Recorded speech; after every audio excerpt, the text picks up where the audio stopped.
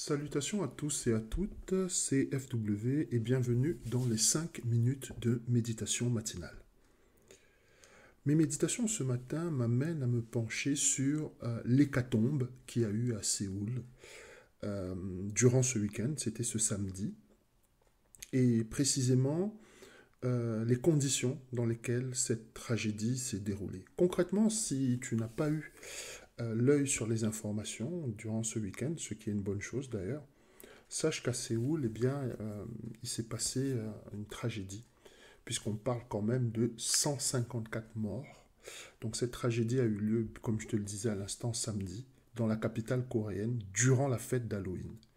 Une festivité qui a rassemblé près de 100 000 personnes et apparemment un mouvement de foule, donc une bousculade, serait à l'origine de cette tragédie.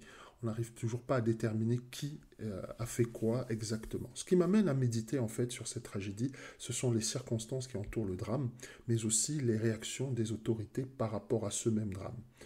La réalité est que nous vivons dans un monde qui est de plus en plus sécularisé et de moins en moins sécurisé. Pour faire court et te dire la chose telle qu'elle est, Halloween, c'est une fête purement saxonne. Alors la question que moi je me suis posée, c'est comment une fête purement saxonne fait pour s'imposer dans un pays où la religion dominante est le bouddhisme et le confucianisme. Voire un tout petit peu le protestantisme, au point de rassembler 100 000 personnes. Ben, la réponse, on la connaît, c'est le business. Halloween est d'abord et surtout un business, une fête commerciale qui permet à certains commerces et à certaines entreprises de faire des chiffres records, que ce soit dans le jouet, que ce soit dans le déguisement, que ce soit dans tout ce qui est confiserie, bonbons, etc. Donc quand on parle business, on parle de profit et de choses bien matérielles. Et tout est énergie sur cette planète dans laquelle nous vivons. Quand vous parlez de business, comme je le disais à l'instant, on parle de profit et de choses bien matérielles, qu'on va superposer à une fête religieuse, parce que justement Halloween est une fête religieuse, donc spirituelle, qu'on va superposer à quelque chose de spirituel. Le mélange de ces deux énergies-là, eh bien, nous amène à des conséquences tragiques comme celle-là. Ce que je suis en train d'essayer de te dire, c'est qu'à la base, Halloween ne devrait pas être fêté dans ces proportions-là en Corée. Je ne suis pas en train de te dire que ces gens-là qui sont décédés tragiquement n'auraient pas dû aller à cette fête ou quoi que ce soit. Je suis simplement en train de te dire que l'énergie de quelque chose détermine souvent la façon dont les choses vont se passer durant les événements. Et c'est cette même énergie qu'on va retrouver dans la réponse du ministre de l'Intérieur coréen.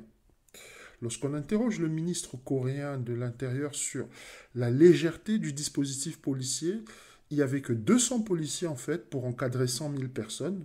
Alors il a répondu sèchement en disant que plus de policiers n'auraient absolument rien changé. Alors si tu pensais qu'il n'y a que chez nous que les politiciens sont une race à part, il va peut-être falloir réviser tes positions. Cette réponse-là te montre bien en fait cette même énergie qu'il y a dans cet événement-là, à savoir une vision purement matérielle de quelque chose de purement spirituel. Nous avons une tragédie, il y a des personnes qui sont mortes, il y a des familles qui sont endeuillées, il y a des enfants qui ne verront peut-être plus leur père ou leur mère, que sais-je, etc.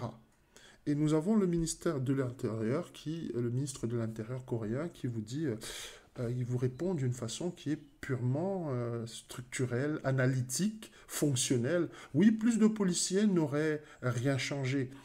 Et souvent, nous-mêmes, lorsque nous sommes confrontés à nos fautes, nous avons souvent tendance à utiliser ce type de déflexion, à nous manifester de cette façon-là. Ah non, mais ça n'aurait rien changé si j'avais fait plus ou moins. Et c'est sur ça, en fait, que j'attire ton attention ce matin. C'est que les choses, lorsqu'elles se produisent en des termes souvent aussi difficiles que celle-là, elles demandent quand même qu'on donne autre chose aux gens que des excuses de ce type-là. En conclusion, qu'est-ce que je pourrais te dire? Je pourrais te dire simplement que nous devons être solidaires avec le peuple coréen et toutes les familles endeuillées, que 2023 approche à grands pas et qu'il va falloir veiller sur les nôtres, comme sur nous, avec beaucoup de soin et d'attention.